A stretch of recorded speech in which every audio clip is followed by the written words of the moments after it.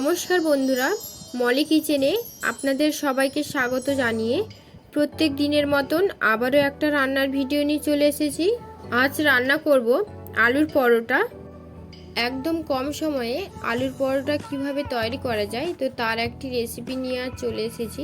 তো তার জন্য পুরো ভিডিওটা অবশ্যই দেখতে হবে। আলুর পরোটার স্বাদ বাড়ানোর জন্য আমি এখানে একটি মশলা ব্যবহার করেছি, তো তার জন্য পুরো ভিডিওটি অবশ্যই দেখতে হবে। তার আগে রেসিপিটি যদি ভালো লেগে থাকে তাহলে অবশ্যই লাইক কমেন্ট শেয়ার করবেন, আর আমার চ্যানেলে যারা নতুন তারা অবশ্যই চ্যানেলটি সাবস্ক্রাইব করবেন নিত্য নতুন ভিডিওর আপডেট পাওয়ার জন্য। তো শুরু করা যাক আজকের রেসিপি। এখানে আমি 500 গ্রাম ময়দা নিয়েছি। ময়দার মধ্যে আমি স্বাদ মতন লবণ ও সাদা তেল দিয়ে ভালো করে মাখিয়ে নেব।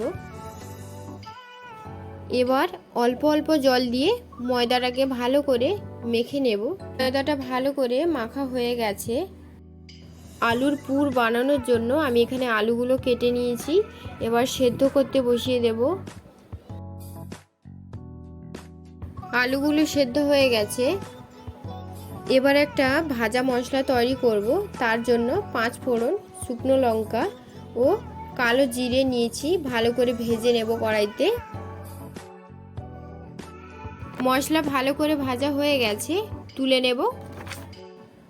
সেদ্ধ আলুগুলো মেখে নেব।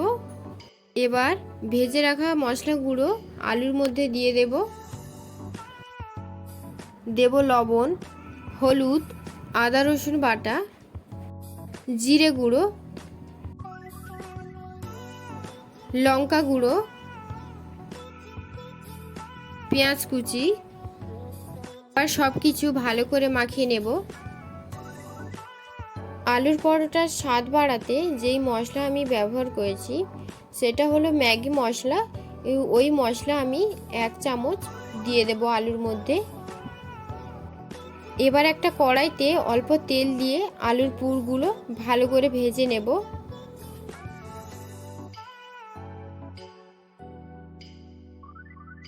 লেচির মধ্যে পুর দিয়ে দেব, দিয়ে ভালো করে মুখটা বন্ধ করে দিলাম।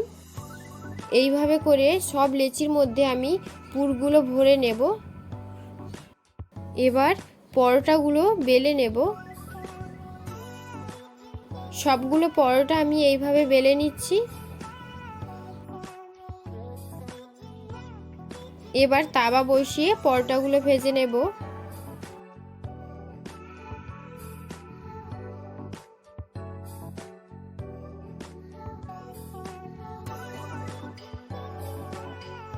পরোটার 2 দিক ভালো করে ভাজা হয়ে গেছে। এবার সাদা তেল দিয়ে দেব।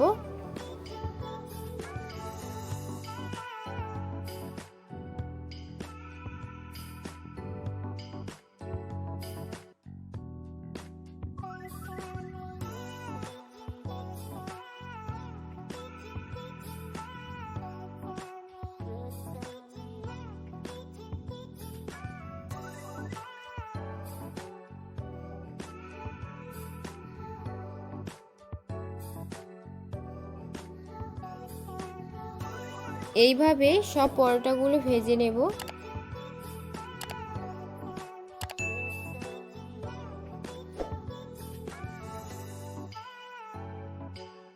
সব পরোটাগুলো ভেজে নিয়েছি। তো তাহলে তৈরি হয়ে গেল আজকের রেসিপি আলুর পরোটা। যেই পদ্ধতিতে রেসিপিটি বানালাম ওই পদ্ধতিতে আপনারাও বাড়িতে ট্রাই করতে পারেন। আর নিত্য নতুন ভিডিওর আপডেট পাওয়ার জন্য চ্যানেলটি সাবস্ক্রাইব করবেন।